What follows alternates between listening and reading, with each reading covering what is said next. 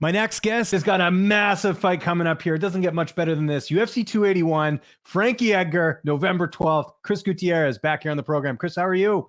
I'm good, man. Just finished up training today. I know a big fight coming up here, getting all the preparation in. How surprised were you to get Frankie Edgar as your next opponent? Mm, I, I I mean, honestly, I just think the call came and I was prepared. I was trying to control everything that I could, and my weight, and obviously I've been training hard every day. So I think the call came and I was ready for it. That's good. So no surprises then by the sounds of it, because I know a lot of people want to fight Frankie Edgar, especially with it being his retirement fight. So that's cool that you're now on that list of fighters that get to take him on. And just kind of tell me about that. It's his retirement fight. It's at MSG, one of the historic venues. Where does this fight rank in terms of highlights? I mean, this has got to be right near the top. Oh, of course. Anytime you get to fight in Madison Square Garden, that's like one of the meccas.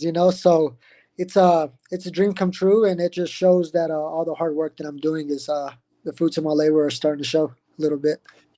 And we haven't seen you since March. Was this by design to take this much time off? I actually had to go into surgery for my elbows. Just wear and tear over years, and I had a lot of bone chips and everything floating around, and it was just getting hard to train. Anytime I would rest my hands, even on like the table, I was just sending shocks down my arms, and I knew at that point I was like, man, I got to get this taken care of. And so after the fight in March, that's what I did, and the recovery was good. I just went back into the gym, started training. Interesting. So when were you cleared to do full force training after the surgery? How long was it? 2 weeks ago. Oh, wow. Okay. No, So, I'm joking. I'm joking. no, I don't know. I'm not a doctor, so that's why I'm asking you. Surgery was in what March, April, May, like June. So like around July, August, I got, it was just, they just cleaned it up. It wasn't like reconstructive anything, just cleaning out some chips and bone spurs and stuff. So I was out for like a month, and then I was back at it.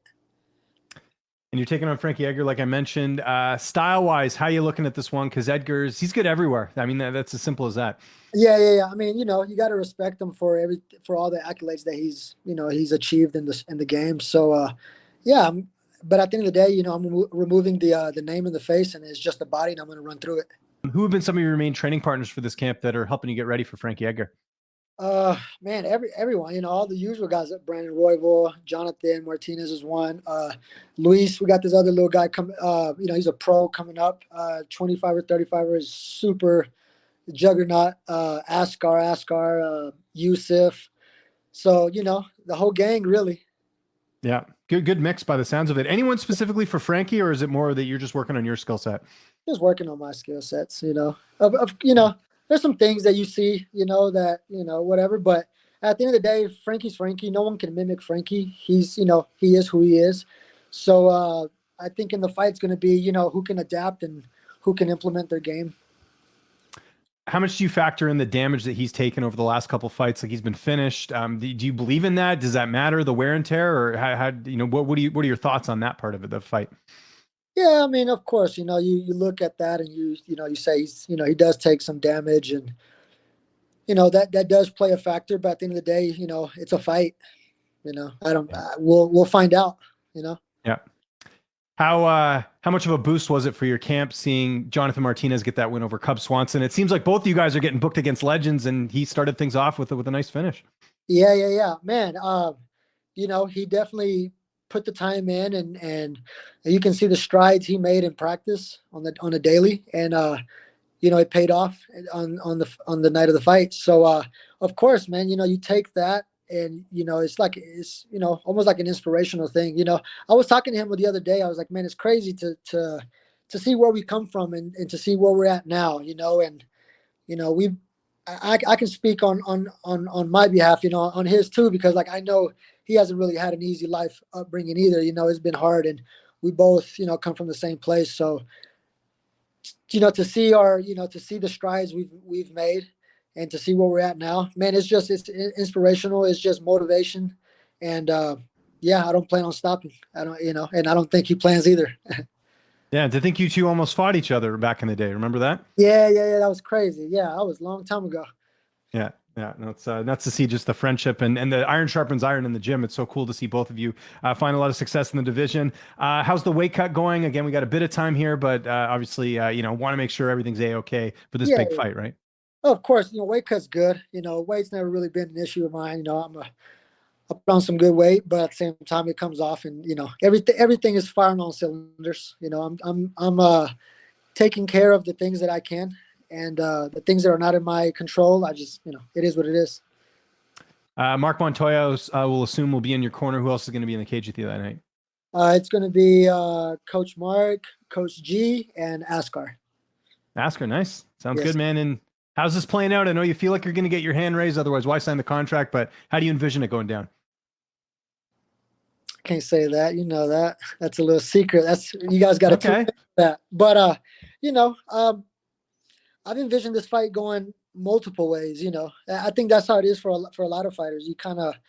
You see it going your way, and you see it not going your way too. So I think those are just the all the emotions and everything that goes into the fight game. But at the end of the day, I lean on my training, and I know the room that we work in at Factory X is nothing but killers. So every day is, it's not an easy day. So if I can get through it in there, fights, that's the easy part. We had a big fight in your division just again a couple weeks ago. We had Sean O'Malley, Piotr Jan. I'm sure you've seen the fight.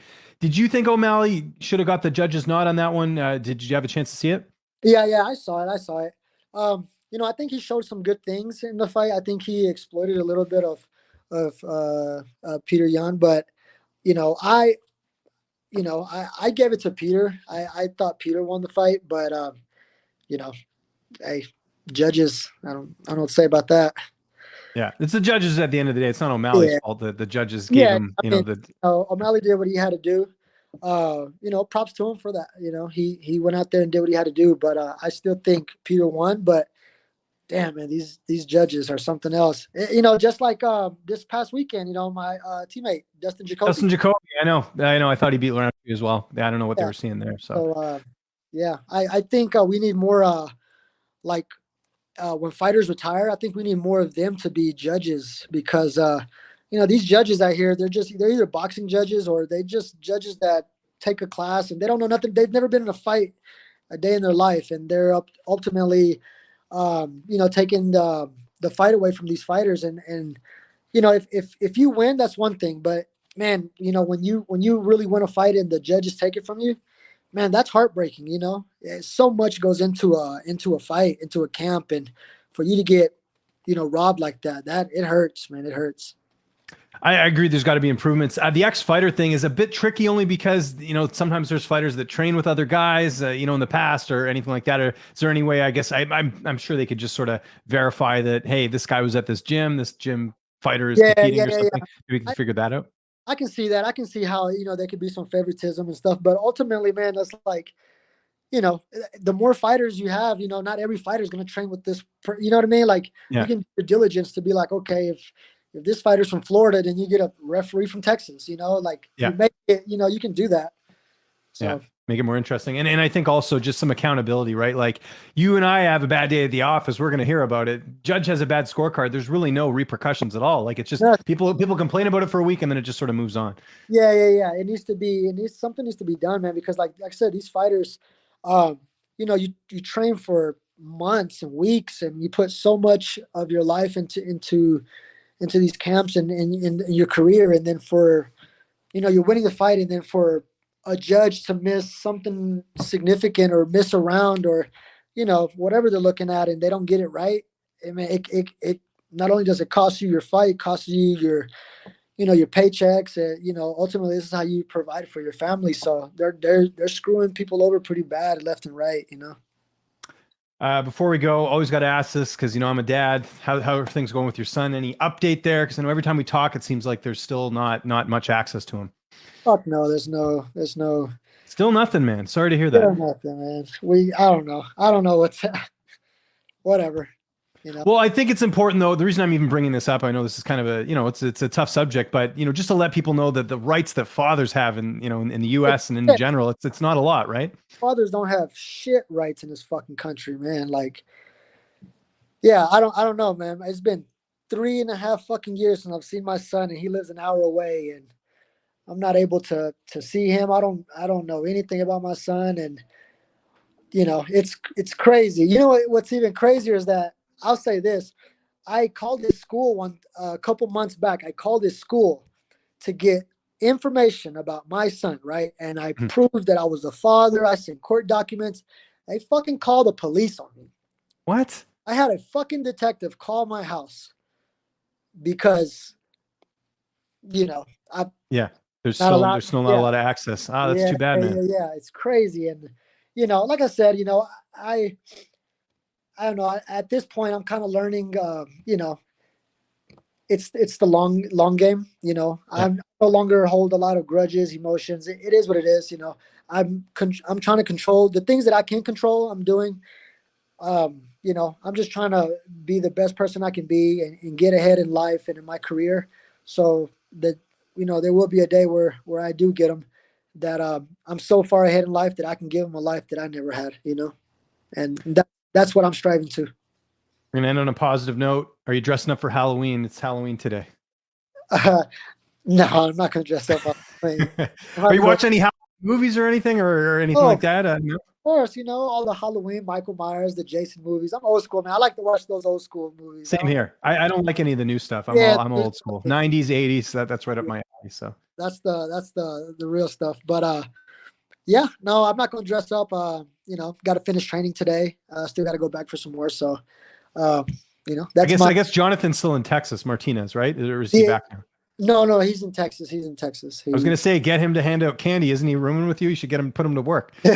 no, he's I'm sure he'll be dressing up with his kids and stuff like that for today. So that'd be funny to see what all he's got going on.